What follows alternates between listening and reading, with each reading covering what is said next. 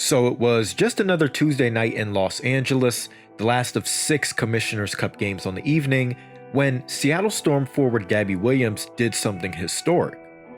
She finished the game with a franchise record 8 steals, but it was more than just these plays that defined what was perhaps the most dominant defensive showing of the entire season so far. Gabby started the game matched up against Sparks sophomore Rickea Jackson, who, coming into this game, was averaging 24 points on 74% true shooting over her previous 2 games. Seattle started by blitzing Rickea in the pick and roll, forcing her to give up the ball and make her teammates beat them by putting the ball on the floor. Seattle is one of the best teams in the league at blitzing the pick and roll. The length they possess at every position makes these almost a guaranteed turnover. But half the battle in this scheme is having a physical point of attack defender with active hands to force deflections. And half of that battle when it comes to deflections is having the instincts to track the eyes of the ball handler and the reflexes to locate the ball in the air in a short catch radius. Gabby will often jump these passes that try to go over her head, and combined with her ridiculous wingspan, this makes any pass in her vicinity an interception. And so, when Rickea comes around this screen, Gabby knows the pocket pass is the only possible read out of the blitz that's unaccounted for, so she leaps and uses her offhand to blow up this play and let the fun begin. Rewind a couple minutes earlier and we have this help side beauty, where she's matched up with Rickea on the wing, but anticipates the needed rotation. When Seattle doubles, that means it's her job to pick up Azare in the short roll, and she uses her offhand to blow up the laydown pass for another steal.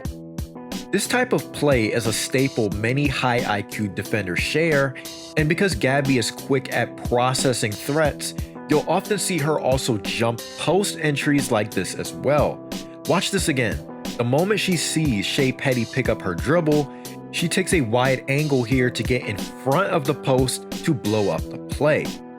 Some of these plays are risky, but she's fairly wise with her gambles on defense, and because Seattle's offense is unlocked by forcing turnovers and stops, I'd say the reward outweighs the risk most of the time. She occasionally does get beat backdoor on these types of plays, where she tries to jump the handoff, which puts her behind the play, but this time it's Skylar Diggins who spots the breakdown, which gives Gabby time to recover and clean up the rest. In the second quarter, Gabby records her 5th steal of the night by blowing up another entry pass. And one thing about Gabby is, because she likes to shade the post, it makes entry passes from the top of the key insanely risky, because the angle has to be precise. This time it's not, and Gabby pounces on it. To start the second half, Seattle switches the matchup briefly, putting Gabby onto a guard, and her mere presence, picking up the ball at half court, is enough to force yet another turnover, where we see the lightning quick instincts to deflect quick passes right by her ear in less than half a second. This was one of the most swarming defensive performances of the season, and it would be wrong to just highlight Gabby when the entire team was forcing turnovers and turning it into easy offense. There's no edit here. This is the very next play, where Gabby stonewalls this drive by Sarah Ashley Barker, gets her 7th steal of the night, and then leads the transition into a wide open 3.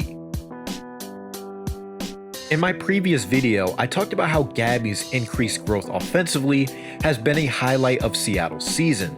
She's become one of the best in the league at splitting double teams, which is another sign of her improved handle and comfortability on O. But it's her 8th and final steal of the night came early in the 4th quarter, when she blows up this laydown pass to Emma Cannon from her spot on the baseline. But again, the part of this play that stands out to me is that her head is always on a swivel.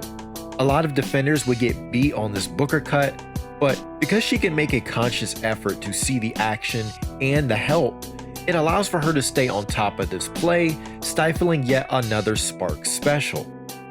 Gabby's averaging a league best 2.7 steals per game, but it's her point of attack defense that has been some of the best in the league this season. She has been excellent defending out in space, and what gets left out of the conversation is how often she completely removes the other team's best player from getting involved in a play. LA sent Rakia to the corner for minutes on end after she was denied easy shots, which rarely gets mentioned in the conversation surrounding the best defenders in the league.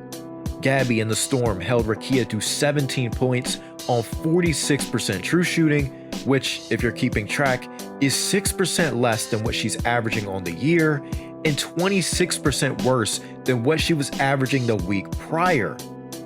Gabby would end up leaving the game with an ankle injury, but in the 29 minutes she was on the floor, Seattle outscored LA by 31 points, which means in a little under 3/4 of action, the LA Sparks posted an offensive rating of 61 against the lockdown defense of Gabby and friends. Remember to check out my 5 thoughts videos from the first month of the season. They're linked in the description box below.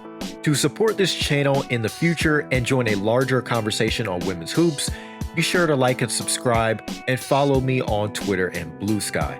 Thank you so much for watching, and I'll see you in the next one.